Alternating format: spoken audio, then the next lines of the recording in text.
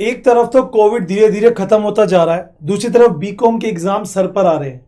एक स्टूडेंट का कमेंट आता है कि सर अब तक मैंने कोई तैयारी नहीं करी। ऐसे मुझे लगता है बहुत सारे स्टूडेंट होंगे और सब मेरी वीडियो को देख रहे होंगे। अभी तक आपने कुछ नहीं किया, एग्जाम सर पर आ गए, अब क्या करें कि पास भी हो जाए और अच्छे मार्क्स भी आ जाए। तो बस आज की मेरी वीडियो देख लो, उसके बाद आपको टेंशन फ्री होकर जैसा मैं बताऊंगा वैसा आपको कर लेना है। और आप जितने चाहेंगे, मतलब ये तो नहीं है कि देखो पहली गलती तो आपकी है कि आपने अब तक कुछ नहीं किया, ये भी एक बहुत बड़ी मिस्टेक है।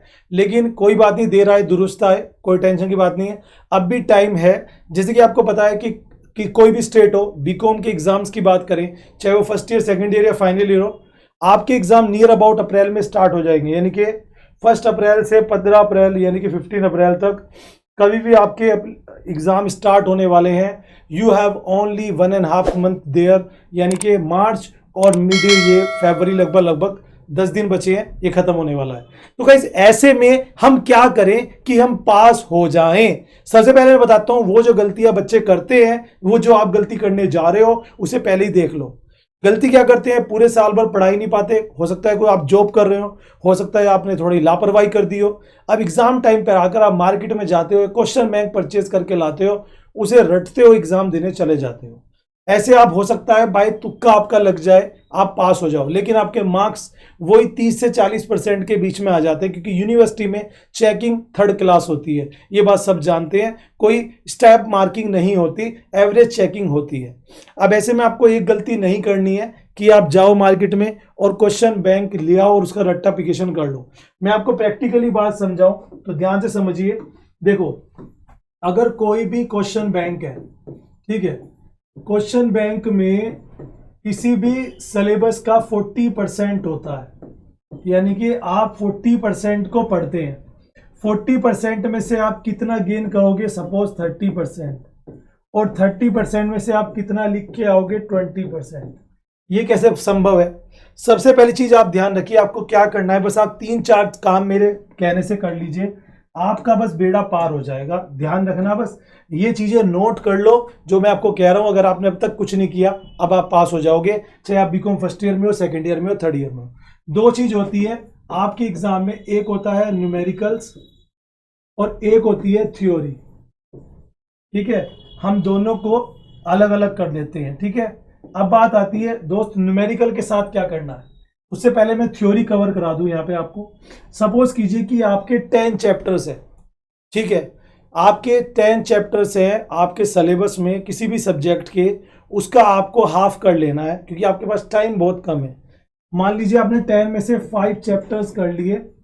अब देखो, किसी का कहना यह है कि सारा बढ़िया पढ़ने से अच्छा है कुछ, मतलब सारा बेकार पढ़ने से अच्छा है कुछ बढ़िया पढ़ लो। सिंपल सी बात है, आप हाफ कर लो। अगर आपके 10 चैप्टर है 5 कर लो, 6 है 12 है तो 6 कर लो। और उन 5 चैप्टर में से आपको 2 काम करने हैं। नंबर 1, उसका कॉन्सेप्ट आपको क्लियर करना है, यानी कि जो कॉन्सेप्ट है वो माइंड में क्लियर करो हर एक चैप्टर का। जैसे टाइटल है, चैप्टर का जो नाम है उसका मीनिंग आपको पता होना चाहिए। मैं आपको प्रैक्टिकली बताता हूँ, अगर चैप्टर का आपको मीनिंग पता होगा, आप उसकी विशेषताएं, कैरेक्टरिस्टिक्स, महत्व, यानी कि आप इंपॉर्टेंस, उसके काइंड्स, उसके बारे में कुछ भी लिख सकते हो। लेकिन अगर आपको उसके बारे में कुछ नहीं पता हो तो क्या लिखोगे? तो हर एक चैप्टर का नेम आपको पता होना चाहिए, उसका मीनिंग आपको पता होना चाहिए, चाहे वो सब्जेक्ट कोई सा भी हो। तो आप क्या करो, सबसे पहले थ्योरी में अपने सिलेबस का हाफ करो।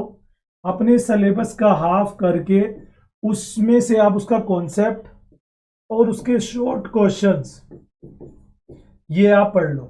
ठीक है, अब दूसरी बात आती है कि सर क्वेश्चन बैंक कौन सा लें, आप कितने लें।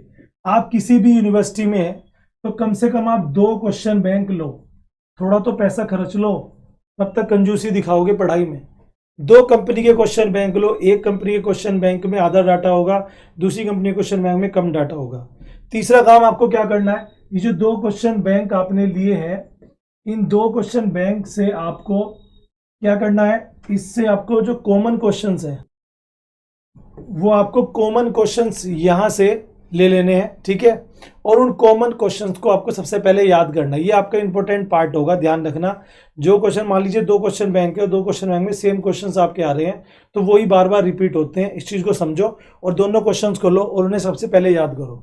तो मैंने आपको 3 चीज बताई। नंबर 1, आप सिलेबस का हाफ कर लो, ये उनके लिए जिन्होंने अब तक कोई पढ़ाई नहीं करी, बीकॉम वालों के लिए। सिलेबस का पहले हाफ कर लो, जितने सिलेबस में आपके चैप्टर उसका हाफ करो। उसके बाद जितने भी चैप्टर आपके हिस्से में आ रहे हैं उस चैप्टर का कॉन्सेप्ट आपको पता होना चाहिए जी। उसके बाद उस चैप्टर के शॉर्ट क्वेश्चंस आपको करने हैं। साथ में आपको जो आपने जो क्वेश्चन बैंक लेने हैं वो कम से कम 2 कंपनी के क्वेश्चन बैंक लेने हैं, क्योंकि एक कंपनी क्वेश्चन बैंक में 40% डाटा होता है, मैं आपको पहले ही बता रहा हूँ। 2 कंपनी क्वेश्चन बैंक लीजिए, उसमें से कॉमन क्वेश्चन एक दिन लगा के कॉमन क्वेश्चन छांट लो और उन्हें सबसे पहले याद करो। उसके बाद आप जितने भी याद करोगे उन्हें कॉन्सेप्ट वाइज क्लियर करके चलो। और अगर आपको अपने कॉलेज की लाइब्रेरी से बुक्स मिल जाए तो उससे अच्छा कुछ नहीं है, रीडिंग पर्पज से आपका काम चल जाएगा। ये है थ्योरी के लिए। उनके लिए जिनके पास टाइम नहीं बचा, 1 महीना बचा, 15 दिन बचा, अगर आप पहले से ही पढ़ाई कर चुके हो, अच्छा खासा टाइम है, तो आप अपने सिलेबस को हाफ मत करो, आप सिलेबस को फुली रहने दो और हर एक चैप्टर का ये सारा काम दोहराओ। इतना सा काम आपको करना है। बात करें अगर न्यूमेरिकल की, तो आपने पूरे साल पढ़ाई नहीं करी, अब न्यूमेरिकल कहाँ से करोगे? अब चक्कर में मत पड़ना। तो आपको करना क्या है, जो आप 2 क्वेश्चन बैंक लाए, उन 2 क्वेश्चन बैंक में जो कॉमन न्यूमेरिकल्स हैं जी, जो आपको कॉमन न्यूमेरिकल है वो आपको देखने हैं, क्योंकि न्यूमेरिकल्स रिपीट होते हैं, उनकी डिजिट बदल जाती है। जो कॉमन न्यूमेरिकल्स हैं उनको आप चूज करें और उनको कॉन्सेप्ट को समझें। अगर आपको क्वेश्चन बैंक में से न्यूमेरिकल समझ में आ जाते हैं तो अच्छी बात है, नहीं तो आप उनसे रिलेटेड वाईटी वीडियोस यानी कि यूट्यूब वीडियोस देखो और उन्हें समझो। इससे आपके 2 बेनिफिट होंगे, जो इंपॉर्टेंट न्यूमेरिकल है वो आप कवर कर चुके हो, ठीक है, साथ में आप जो थ्योरी है अपने इससे कर चुके हो। प्रॉपर टाइम के प्रॉपर स्टडी आप कर लोगे और देखो जो भी क्वेश्चन पेपर बनता है वो हर एक चैप्टर से बनता है, तो इससे आपकी तैयारी कम समय में अच्छी हो जाएगी और अच्छे मार्क्स आपके आएंगे।